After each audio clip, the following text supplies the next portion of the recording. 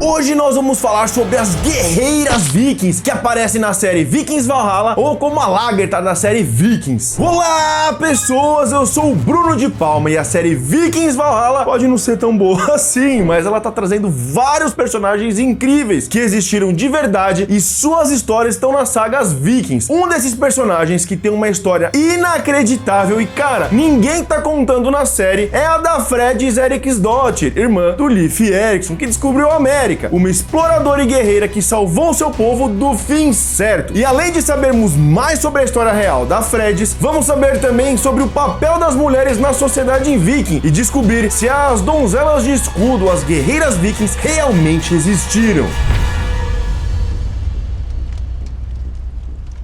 Diferente do que era o papel da mulher na sociedade medieval, as mulheres escandinavas medievais, que aqui a gente vai chamar de sociedade viking para ficar mais fácil, tinham um papel importantíssimo, não se submetendo aos homens e às suas vontades na sociedade viking. Mas claro, a gente está falando de um período de 1000 anos atrás. Muitos dos conceitos que a gente tem hoje sobre igualdade de gêneros e tudo mais nem existiam naquela época. O pessoal nem tinha palavras para descrever esses conceitos. Só que o interessante é vermos como o casal viking, os provedores da família na sociedade viking, separavam seus papéis e tinham total autonomia sobre o âmbito de seus trabalhos. Lá na sociedade viking, em geral, os homens possuíam um reinado ao ar livre, cuidando do que fosse fora da casa, enquanto as mulheres cuidavam do que era de dentro da casa. Ambos tinham total autoridade e poder sobre suas atividades e suas zonas de controle. Esse termo fora de casa, dentro de casa, era bem mais amplo do que simplesmente isso. Fora de casa poderia ser negociar com outras famílias, trabalhos para a comunidade e, é claro, ser um viking, explorar e comercializar e invadir outras terras e povos. Agora, dentro de casa, que era o papel da mulher, significava algo como cuidar do lar e da família. Então, as atividades agrícolas da família ficavam sob a responsabilidade da mulher, assim como a administração de toda a família e do lar e a condução dos rituais domésticos, parte importantíssima da cultura nórdica. Por exemplo, as mulheres eram responsáveis por fazer o hidromel.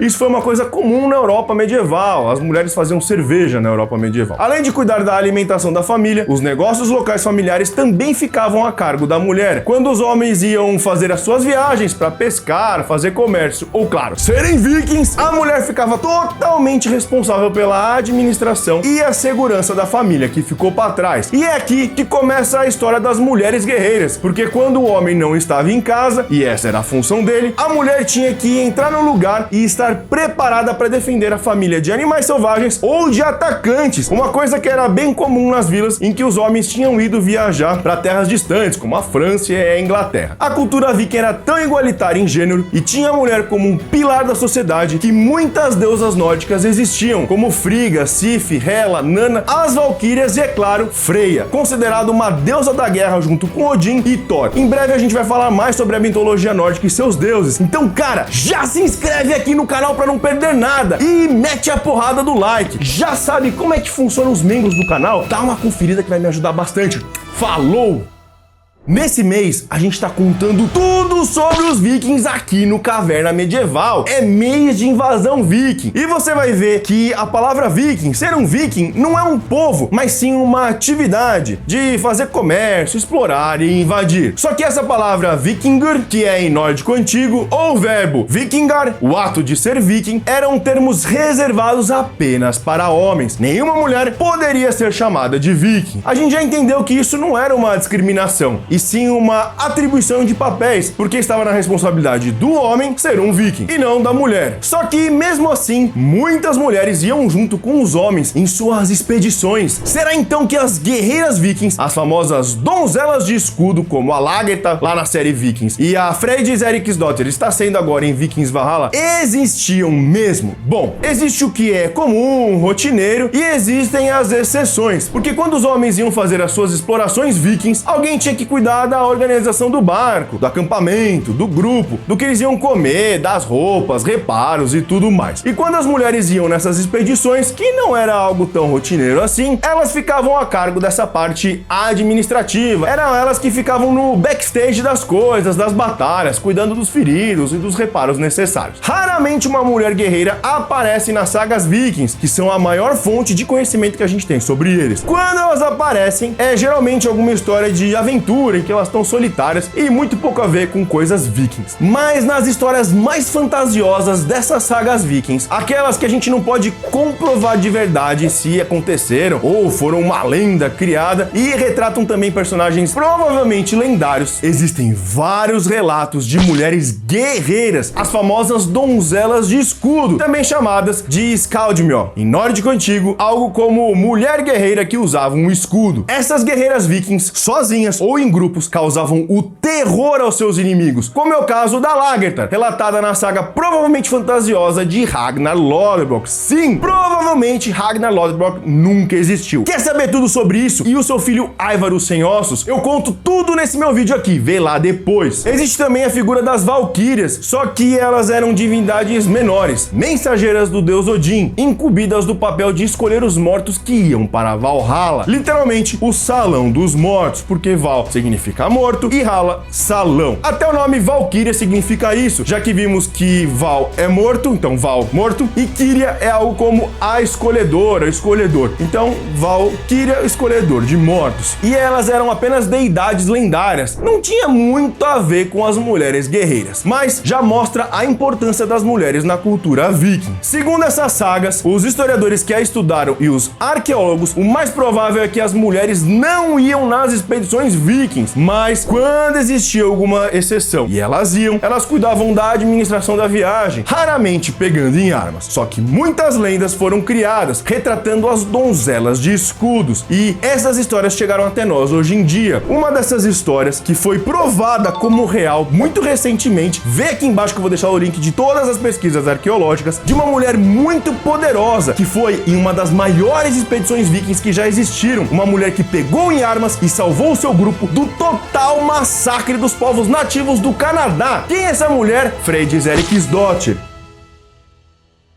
Como a gente já viu no vídeo do Leif Erikson, vou deixar aqui, pela saga de Eric o Vermelho, ele desembarca no Canadá e chama o lugar de Vinland, mas não cria um assentamento ali. Ao invés disso, ele pega os recursos que ele consegue e volta para a Groenlândia. Só que logo após a sua descoberta, uma expedição foi formada lá na Groenlândia e sai em direção ao Canadá, com o objetivo de fazer um assentamento permanente. Essa expedição era composta por cerca de 140 pessoas e 3 navios vikings grandes. O líder dessa expedição é Thorfinn Karlsefni, o menino Thorfinn lá de Vinland Saga, e ele leva consigo alguns criados da família de Eric o Vermelho, que é o líder do assentamento na Groenlândia, e algumas pessoas da sua família, como por exemplo, o irmão de Leif Erikson e a sua irmã, que é o foco dessa história aqui, a Freydis Eriksdottir. Esse grupo aí, que foi lá pro Canadá, funda 2 assentamentos, o primeiro chamado de Straumfjord, onde passam o inverno, e o segundo chamado de Hop, que provavelmente foi o assentamento que mais durou lá no Canadá. Segundo as pesquisas mais recentes, de novo, tá aqui embaixo na descrição, esse assentamento de Hop pode ter sido encontrado em L'Anse-aux-Meadows, lá no Canadá, e ter durado por volta de 150 anos, indo do ano de 1021 até 1145, mais ou menos.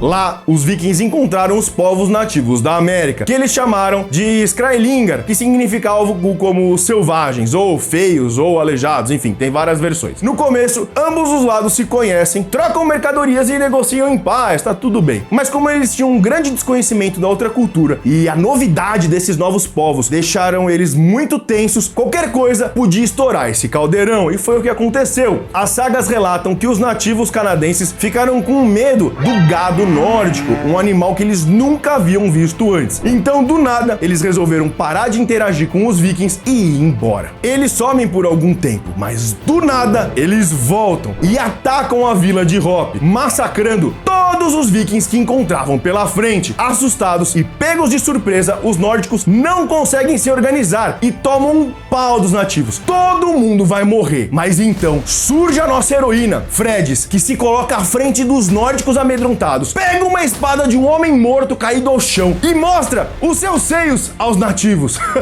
Calma, ela não tá de sacanagem. Isso, de alguma forma, parece amedrontar os nativos canadenses, e eles ficam tão assustados com essa mulher forte, que tem uma espada espada numa mão e os seios na outra, que eles fogem desesperados. Só que não acaba aí não. Tanto nessa versão da saga de Eric o Vermelho, quanto em outra saga viking que conta também a história de Vinland, a saga dos groenlandeses, os conflitos entre os nórdicos e os nativos continuam se arrastando por anos a fio, até que finalmente os nórdicos desistem e saem do Canadá para sempre, voltando lá pra Groenlândia. Só que antes deles irem embora, o clima começou a ficar muito tenso entre os vikings nesse assentamento. É aquela velha disputa por poder e quem tava mais certo do que os outros. Estavam tomando um pau e a cabeça tava esquentando. E aí vários desentendimentos acontecem entre eles e eles começam a se matar, cometer crimes e fazer um monte de coisa errada. Nesse contexto, Freydis entra como uma juíza, como uma reguladora da galera e assassina um grupo de colonos revoltados à machadada. Ela sentou a porrada nos caras com fúria, bem no estilo viking sangrento. A história de Freydis é a história das mulheres vikings, que eram tão participativas na sociedade viking como os homens, e muitas até pegavam em armas e se tornaram verdadeiras vikings, mesmo que não pudessem levar esse nome. A sociedade nórdica medieval era mais igualitária do que o resto da sociedade da Europa medieval, e com certeza não é o que a gente imagina vendo as séries e os filmes. A figura feminina era importantíssima na mitologia nórdica, e as donzelas guerreiras, mesmo sendo uma lenda, deixaram sua marca na nossa história. Esse mês é a invasão viking, aqui no canal do Caverna Medieval. Eu estou contando toda a história dos vikings e dos personagens da série de Vikings Valhalla. Então se liga nessa playlist que eu vou deixar aqui. Cara, tá incrível. Obrigado por estar aqui comigo até o final. Nos vemos no próximo vídeo. Falou! Ai, mas esse machado é cego. É, não tá tão afiado assim.